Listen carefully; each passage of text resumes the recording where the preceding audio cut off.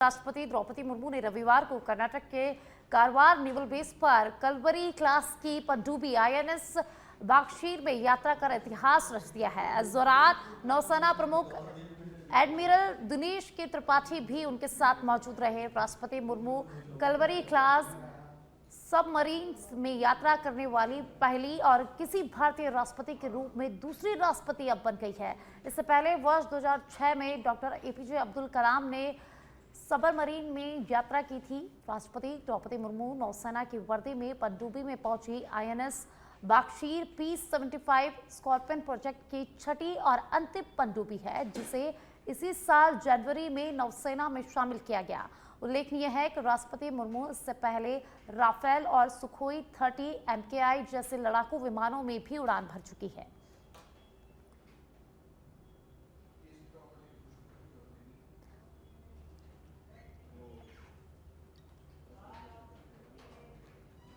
प्रधानमंत्री नरेंद्र मोदी का लोकप्रिय रेडियो कार्यक्रम मन की बात का आज 129वां एपिसोड देश भर में प्रसारित हुआ। इस अवसर पर प्रधानमंत्री नरेंद्र मोदी ने देशवासियों से सीधे संवाद करते हुए राष्ट्र निर्माण में जन भागीदारी की अहम भूमिका पर जोर दिया। उन्होंने युवाओं, महिलाओं और समाज में सकारात्मक बदलाव लाने वाले लोगों के प्रयासों की सराहना की और आत्मनिर्भर भारत के संकल्प को मजबूत करने का यहाँ पर संदेश दिया। प्रधानमंत्री नरेंद्र मोदी ने सामाजिक जिम्मेदारियों, नवाचार और प्रेरक उदाहरणों के माध्यम से देशवासियों को आगे बढ़ने के लिए प्रेरित किया। मन की बात कार्यक्रम के जरिए प्रधानमंत्री लगातार जनता से जुड़ते हुए उनके प्रयासों को राष्ट्रीय मंच प्रदान करते हैं। 129वें एपिसोड को देश विदेश में करोड़ों लोगों ने रेडियो डिजिटल प्लेटफॉर्म के माध्यम से सुना।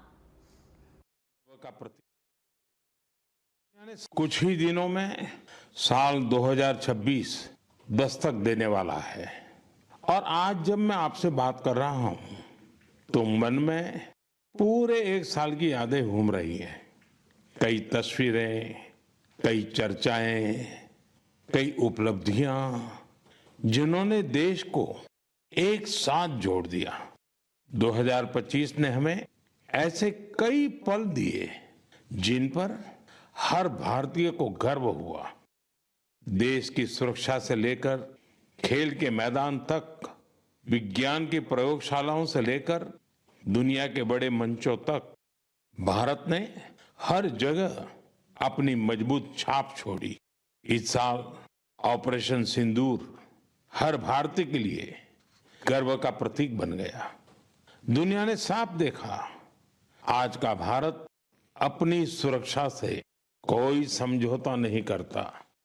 ऑपरेशन सिंदूर के दौरान देश के कोने कोने से मां भारती के प्रति प्रेम और समर्पण की तस्वीरें सामने आई। लोगों ने अपने अपने तरीके से अपने भाव व्यक्त किए। साथियों, यही जज्बा तब भी देखने को मिला जब वंदे मातरम के 150 वर्ष पूरे हुए। मैंने आपसे आग्रह किया था कि हैशटैग वंदे मातरम 150 के साथ अपने संदेश और सुझाव भेजे।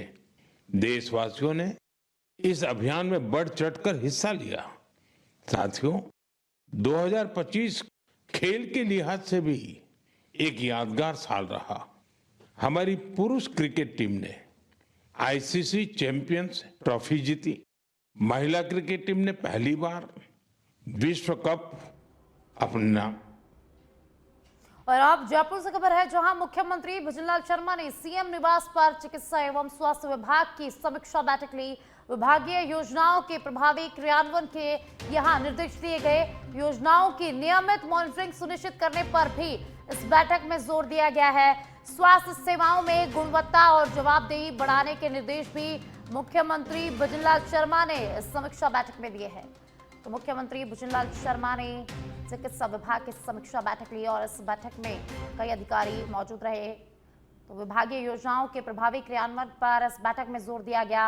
योजनाओं की नियमित मॉनिटरिंग सुनिश्चित करने पर भी इस बैठक में जोर दिया गया है। स्वास्थ्य सेवाओं में गुणवत्ता बढ़ाने के मुख्यमंत्री ने इस बैठक में निर्देश दिए। तो मुख्यमंत्री भजनलाल शर्मा ने बैठक ली है। चिकित्सा एवं स्वास्थ्य विभाग की समीक्षा बैठक आज मुख्यमंत्री निवास पर ली है। तो इस बैठक में कई वरिष्ठ अधिकारी चिकित्सा विभाग के मौजूद रहे। विभागीय योजनाओं के प्रभावी क्रियान्वयन के मुख्यमंत्री भजनलाल शर्मा ने निर्देश दिए हैं। योजनाओं के नियमित मॉनिटरिंग सुनिश्चित करने पर इस बैठक में जोर दिया गया।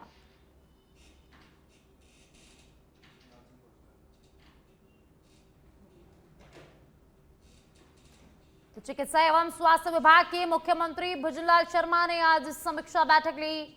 मुख्यमंत्री निवास पर यह बैठक हुई है और ज्यादा जानकारी के लिए पॉलिटिकल एडिटर लाल सिंह फौजदार जुड़ चुके हैं। लाल सिंह, मुख्यमंत्री भजनलाल शर्मा ने चिकित्सा एवं स्वास्थ्य विभाग की आज समीक्षा बैठक ली है, क्या कुछ इस बैठक में रहा लाल सिंह?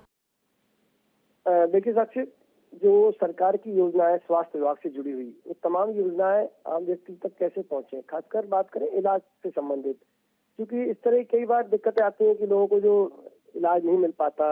जो मुख्यमंत्री आयुष्मान योजना, उसके तहत कुछ प्राइवेट हॉस्पिटल्स बना कर देते हैं, इस तरह की तस्वीरें सामने आती हैं। तो ऐसा ना हो, यानी कि आम व्यक्ति को सस्ता इलाज मिले। साथ ही इसके साथ ये भी निर्देश दिए गए हैं कि जो कई बार मौसमी बीमारियां होती हैं या जिन बीमारियों को आहट पहले से सुनाई दी जाती है, तो उनको देखते हुए माकूल इंतजाम किए जाए, यानी कि पहले से ही तैयारी रहे चिकित्सा विभाग की। मकसद यही है कि आम व्यक्ति के लिए चिकित्सा सुविधाएं सस्ती मुहैया हो, साथ ही गुणवत्तापूर्ण हो। इसके साथ ही कोई बीमारी हो तो उससे पूरी तरह निपटने की तैयारियां हो। स्वास्थ्य महकमा जितना मजबूत होगा, और देखिए ये एक बहुत बड़ी बात साक्षी ये होती है, क्योंकि आज आम व्यक्ति के जीवन में अगर कोई एक साधारण परिवार में व्यक्ति बीमार हो जाता है, आज बीमारी का इलाज अगर प्राइवेट की बात करें तो महंगा हो गया है। सीएम भजनलाल शर्मा की मंशा साफ है कि इलाज महंगा होने के कारण कई बार लोगों को कर्ज लेना पड़ता है, मकान तक गिरवी रखने पड़ते हैं। क्यों रखने पड़े जब प्रदेश में योजनाएं चल रही हैं, सरकार साथ है, सरकार की तमाम स्कीमें चल रही हैं। मुख्यमंत्री आयुष्मान योजना के तहत 25 लाख तक का इलाज फ्री किया जा सकता है। तो ऐसी तमाम योजनाओं का लाभ उनको मिले, निधि को मदद मिले और स्वास्थ्य सुविधा बेहतर हो। इसके साथ ही अधिकारियों ने ये भी कहा है कि किन जिलों में किस तरह की चिकित्सा व्यवस्थाओं को बेहतर किया जा सकता है, कहाँ डॉक्टर की कमी है, कहाँ डॉक्टर अधिक है, ये भी एक बैलेंस होना चाहिए। किस हॉस्पिटल में किस तरह की व्यवस्था होनी चाहिए। कई बार मरीजों को इस तरह की दिक्कतें आती हैं कि आउटडोर पर बहुत लंबी कतारें होती है, तो उससे कैसे कम किया जाए। कुल मिलाकर प्रदेश की चिकित्सा व्यवस्था को बेहतर करने के तमाम दिशा निर्देश आज दिए गए हैं, उन पर चर्चा हुई है और आगामी दिनों में जल्द उस पर अमल हो, इस तरह के निर्देश मुख्यमंत्री भजनलाल शर्मा की ओर से बैठक में दिए गए हैं। जी बहुत बहुत शुक्रिया लाल सिंह इस तमाम जानकारी के लिए। और जयपुर से खबर है, जहां मुख्यमंत्री आवास पर बैठक हुई है। मुख्यमंत्री भजनलाल शर्मा ने कार्यकर्ताओं के साथ बैठक की है। बैठक में प्रधानमंत्री नरेंद्र मोदी का संदेश सुनाया गया। मुख्यमंत्री और कार्यकर्ताओं ने संदेश पर इस दौरान चर्चा की। तो मुख्यमंत्री आवास पर बैठक हुई। मुख्यमंत्री भजनलाल शर्मा ने कार्यकर्ताओं के साथ बैठक की और बैठक में प्रधानमंत्री नरेंद्र मोदी के मन की बात का 129वां एपिसोड यहां पर सुना गया और प्रधानमंत्री नरेंद्र मोदी के मन की बात कार्यक्रम पर भी इस बैठक में चर्चा हुई है।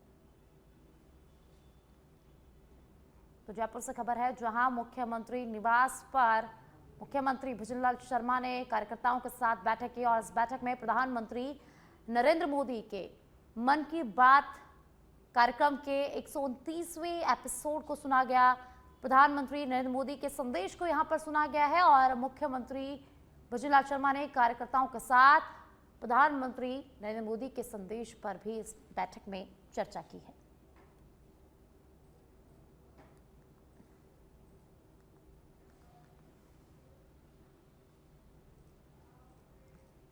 और आप जयपुर से खबर है, जहां बीजेपी में कल से एक बार फिर शुरू होगी कार्यकर्ता जनसुनवाई। बीजेपी प्रदेश कार्यालय में कल सुबह 11 बजे मंत्री जनसुनवाई शुरू होगी। 10 दिसंबर को प्रवासी राजस्थानी दिवस के कारण मंत्री सुनवाई को स्थगित कर दिया गया था। इसके बाद 17 दिसंबर को अनिश्चितकाल के लिए इस सुनवाई को स्थगित किया गया था, लेकिन एक बार फिर से ये सुनवाई शुरू हो रही है। पार्टी ने एक बार फिर से तय किया है कि सोमवार से कार्यकर्ताओं की सुनवाई होगी।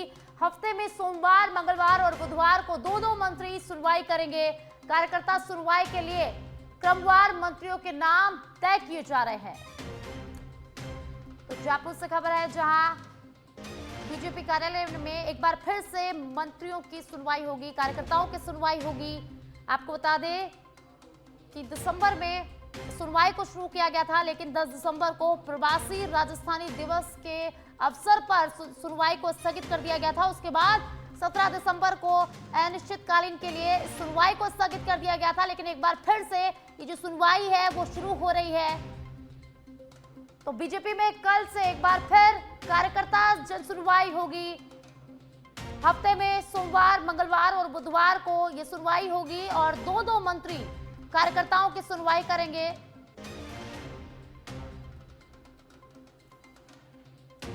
और ज्यादा जानकारी के लिए पॉलिटिकल एडिटर लाल सिंह फौजदार जुड़ चुके हैं। लाल सिंह, कल से एक बार फिर कार्यकर्ताओं की जन सुनवाई शुरू होने वाली है, क्या कुछ जानकारी है? देखिए साक्षी, बिल्कुल इस तरह की सूचना मिल रही है, कल मंत्री दरबार लग सकता है, यानी कि कार्यकर्ताओं की सुनवाई के लिए जो 3 मंत्री आते हैं उपस्थित रहेंगे।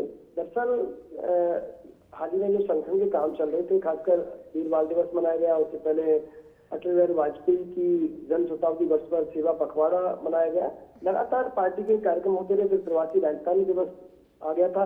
ऐसे में सरकार और संगठन के कई कार्यक्रम लगातार आए, लिहाजा मंत्री व्यस्त रहे। इस दौरान मंत्री दरबार को कुछ समय के लिए स्थगित करना पड़ा। अब चूंकि लगभग जो संगठन के सरकार के लगातार जो काम चल रहे थे वो लगभग पूरे हो गए, ऐसे में ये माना जा रहा है कल से एक बार फिर जनसुनवाई शुरू हो जाएगी। 3 मंत्री इसमें जनसुनवाई करेंगे। साथ ही क्योंकि ये कार्यकर्ताओं की विशेष मांग पर शुरू की गई थी और कार्यकर्ताओं के लिए शुरू की गई है। ऐसे में जो पार्टी का कार्यकर्ता होता है, कमिटमेंट कार्यकर्ता, पार्टी के लिए काम करने वाले कार्यकर्ता चाह रहे थे कि एक अलग से उनको प्लेटफॉर्म मिल जाए।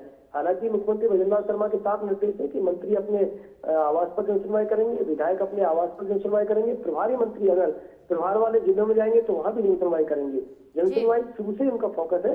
ऐसे में कार्यकर्ताओं की मंशा को ध्यान में रखते हुए मंत्री दरबार शुरू हुआ और आगे भी अभी लगातार जनसुनवाई कार्यकर्ताओं की पार्टी कार्यालय में बदस्तूर जारी रहेगी। जी, बहुत बहुत शुक्रिया लाल सिंह इस तमाम जानकारी के लिए।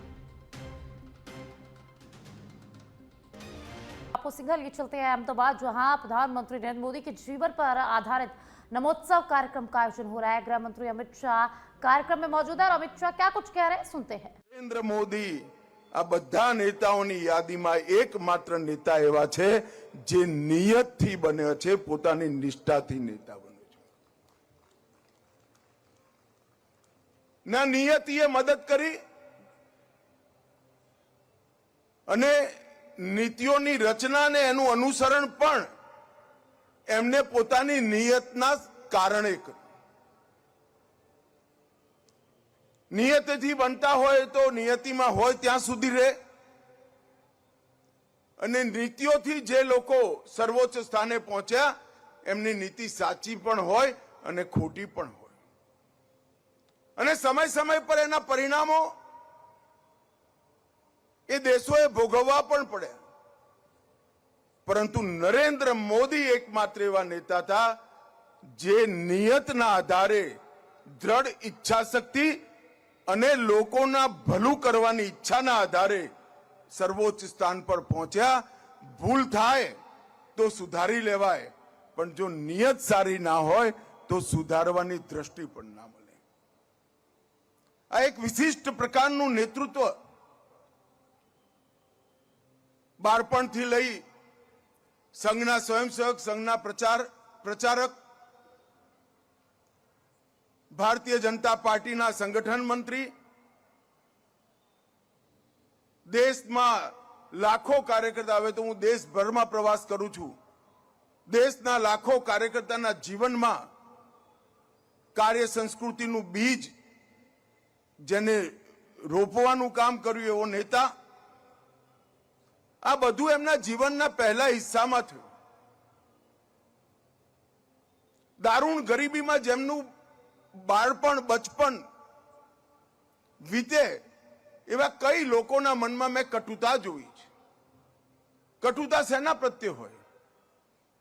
मारू जीवन आवा दारूण गरीबी में वीत्युं एनाथी सांप्रत समाज आजना समाजनी सामे एक प्रकारनी कटुतानुं निर्माण थयुं। नरेन्द्रभाईનું જીવન દારૂણ ગરીબીમાં તો વીત્યું, પણ કટુતાની જગ્યાએ પોતાના चलिए खबरों में आगे बढ़ेंगे। भीलवाड़ा के सवाईपुर से खबर है, जहां पूर्व मुख्यमंत्री वसुंधरा राजे सिंधिया का बनका खेड़ा में जोरदार भव्य स्वागत किया गया।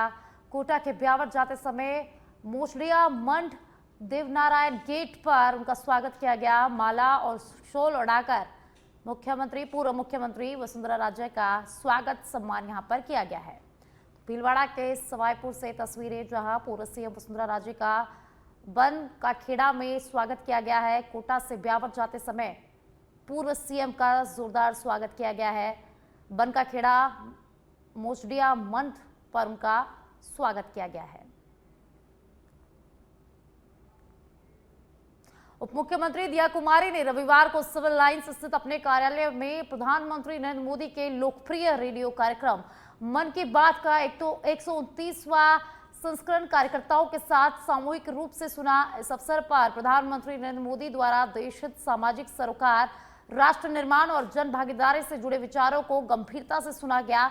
उप मुख्यमंत्री दिया कुमारी ने कहा कि मन की बात कार्यक्रम सकारात्मक सोच, सेवा भावना और नागरिक कर्तव्यों के प्रति लोगों को जागरूक करता है। उन्होंने बताया कि आज के एपिसोड में प्रधानमंत्री ने फेस्टिवल, क्राफ्ट और नवाचार जैसे विषयों पर प्रेरणादायक विचार साझा किए, जो युवाओं और समाज के लिए मार्गदर्शक है।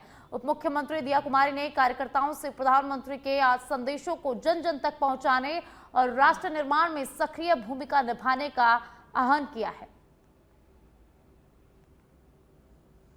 तो जयपुर से खबर है, जहां उप मुख्यमंत्री दिया कुमारी ने आज सिविल लाइंस कार्यालय में प्रधानमंत्री नरेंद्र मोदी के मन की बात कार्यक्रम का 129वां एपिसोड कार्यकर्ताओं के साथ सुना।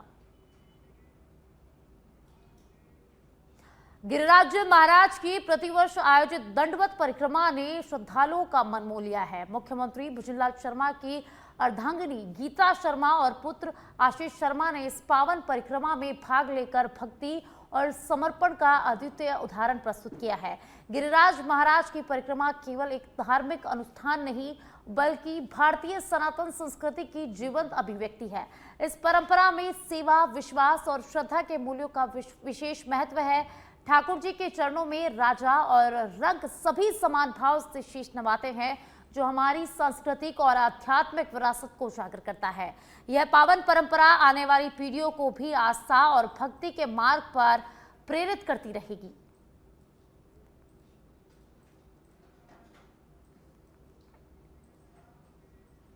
राजस्थान लोक सेवा आयोग द्वारा आरएएस भर्ती 2023 के परिणामों का विस्तृत विश्लेषण जारी किया गया है।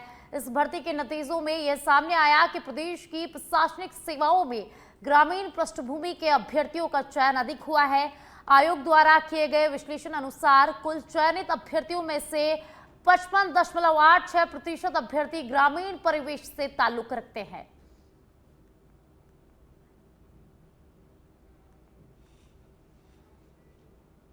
लक्ष्मणगढ़ उपखंड क्षेत्र के बदाई गांव में लेपर्ड की मौजूदगी से इलाके में हड़कंप मच गया है। खेत में काम कर रहे दो ग्रामीणों पर अचानक लेपर्ड ने हमला कर दिया, जिसमें दोनों गंभीर रूप से घायल हो गए।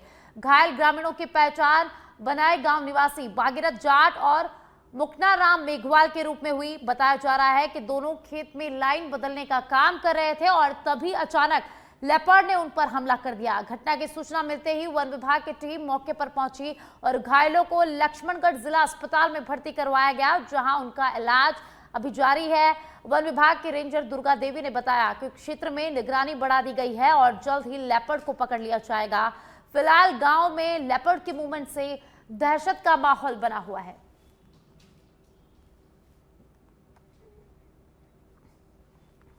मेरा सेशन लाइन मिल गया। नायल मेल तक ऊपर है, टेक कर दिया। मैं और मुकनाराम जी, मेघवाल और टीम रेंजर आईडी ही रेंज रिकवरी भी करो और टीम में एक साथ और उसकी भी थी। 4 के जब्त मार दी। तो ठीक लाइन कर आगे लाइन मिल गया सेशन लगाएंगे। सेशन लाइन मिलते टाइम में ऊपर टेक कर दिया। वो दिखे को नहीं गया, दिखे होने पर बेरो को नहीं था। यहाँ तो मेरे ऊपर को खोल तो ही पर ही के चीज़ का बेरो बन आ बात है सर। क्या नाम बता रहा हूँ? भागीरथ जाट पिता जो नाम आराम गाँव पुलिस है। कद की घटना अब 1 घंटा पहले।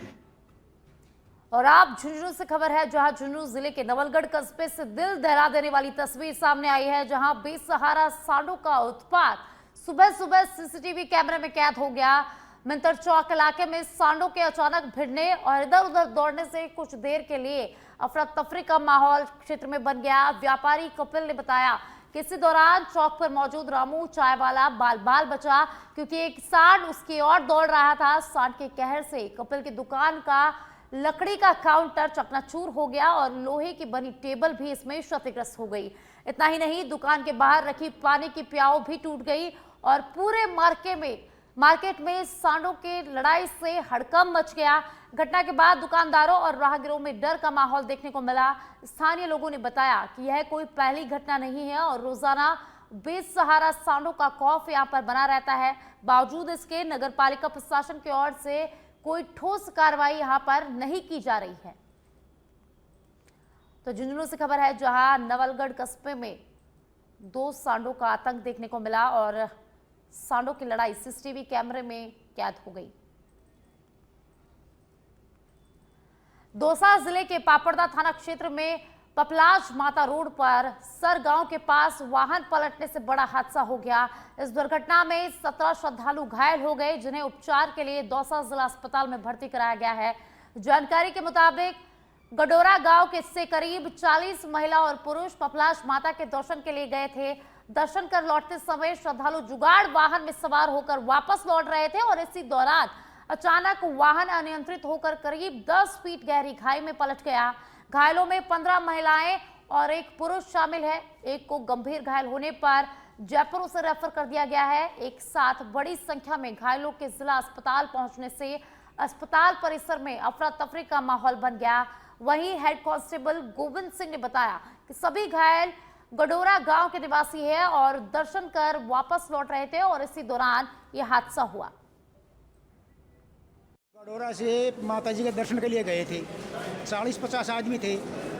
तो सुबह हम पैदल गए थे माताजी के, तो दर्शन करके हम वापस आ रहे थे। तो वहाँ हमारे गांव का ही एक जुगाड़ था, उसमें बैठ के आ गए। तो आते वक्त जुगाड़ बढ़िया चल रहा था, प्लेन जगह थी, तो उसमें वो जुगाड़ धीरे धीरे साइड दबाता रहा। तो पता नहीं कि उसका ब्रेक फेल हुआ या उसकी स्टीयरिंग खराब हुई। तो वहाँ से लेडीज़ थी, उसमें 40-50